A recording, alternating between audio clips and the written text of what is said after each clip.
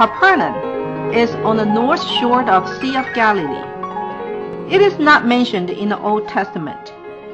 Capernaum is where Jesus first began his ministry after being tempted in the wilderness. Capernaum is frequently mentioned in the Gospels and was Jesus' main base during his Galilean ministry.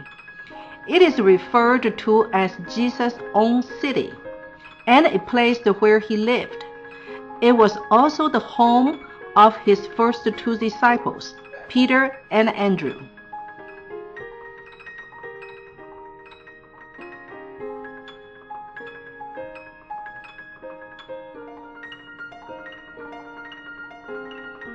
Capernaum was a poor Jewish fishing village in the time of the Christ.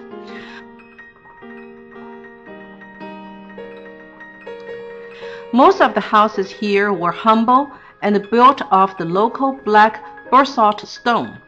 A typical house is low, no windows, and it could only support a light roof. This perfectly suits the event recorded in Mark chapter 2. One day, when Jesus was preaching in one of the houses, 4 people brought their paralytic friend to Jesus. They believed that Jesus would heal him. Since the house was packed with people, they could not get in. You see, right in front of me there's steps. They lead up to the second floor. They led up to the roof of the house. The houses here had thatched roofs.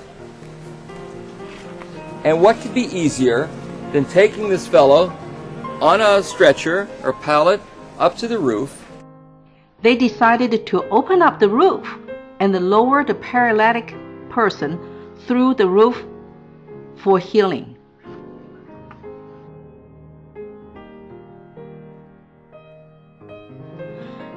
The living area of those houses were small and dark. The floors are rough, since they were made of black basalt cobbles.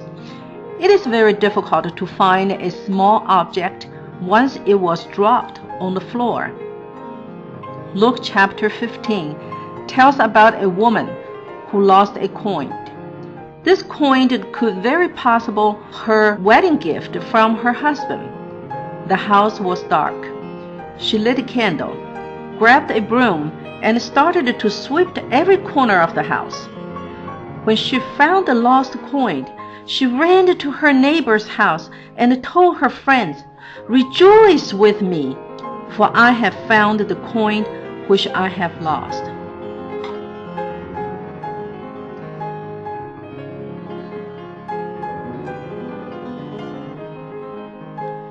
Many events happened in this city during the period of Jesus' ministry.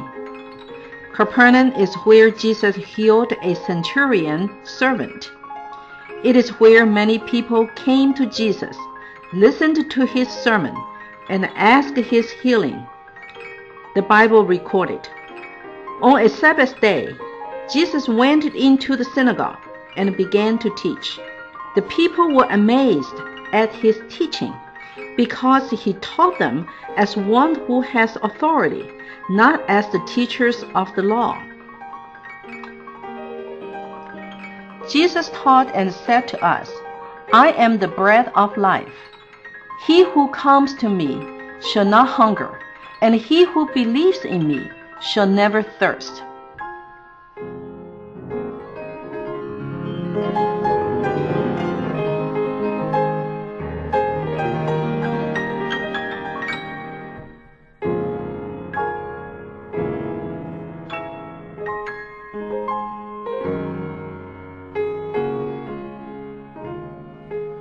Once after Jesus preaching in the synagogue, they went with James and John to the home of Simon and Andrew. Simon's mother-in-law was in bed with a fever, and they told Jesus about her, so he went to her, took her hand, and helped her up. She was healed.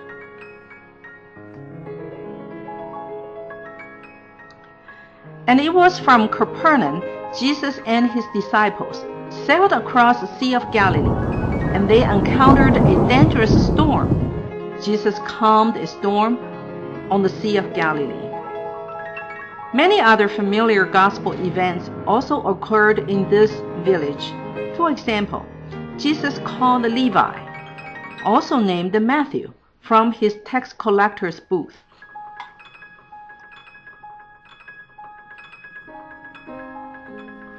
Around the Sea of Galilee lived many Gentiles. In the book of Isaiah, refer this area as Galilee of Gentiles or Galilee of Nations. However, there are 3 Jewish cities in this area that Jesus preached often. They are Capernaum, Chorazin, and Bethsaida. Together, these cities formed so-called the Evangelical Triangle. Unfortunately, despite so many sermons Jewish people heard from Jesus, and so many miracles they witnessed for 3 years, they did not repent and accept Jesus. Jesus was disappointed at people lived in these 3 cities. He seriously warned them that they are not good and reminded them that the judgment day is coming for them.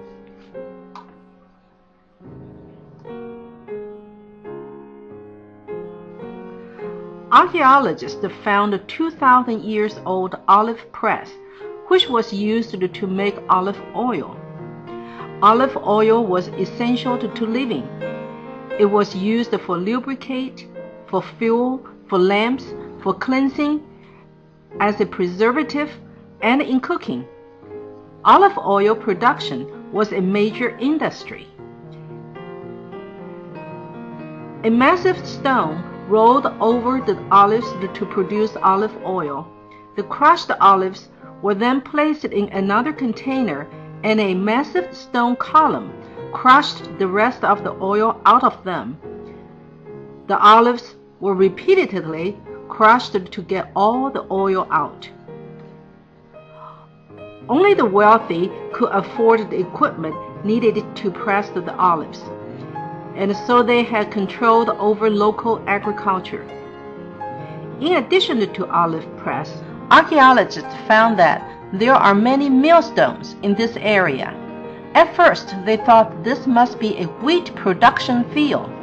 However, they did not find any trace of wheat. With so many millstones lying around, they came to a conclusion. This is a place manufacturing millstones. Jesus also mentioned about millstone. In his warning to those who cause others to sin, he said, "It were better for him that a millstone were hanged about his neck and be casted into the sea, than that it should offend one of these little ones."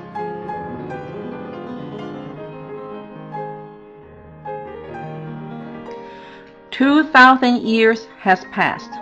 Earthquake has destroyed most part of the building structures that existed at Jesus' time.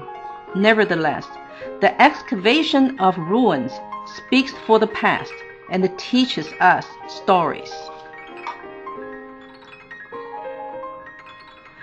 In 1990, the Franciscans built an unusual shaped modern church over the site of St. Peter's house. Hexagonal in shape and rather spaceship-like in appearance. It is elevated on pillars and has a glass floor, so that the visitors can still see the original structures below.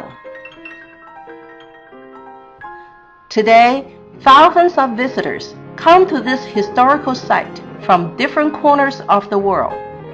They speak different languages, carrying with them different religious and educational background.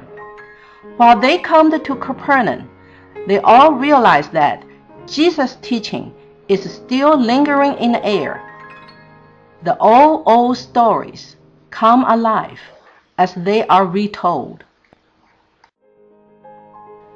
As 2,000 years ago, when Jesus saw the crowds, he had compassion on them.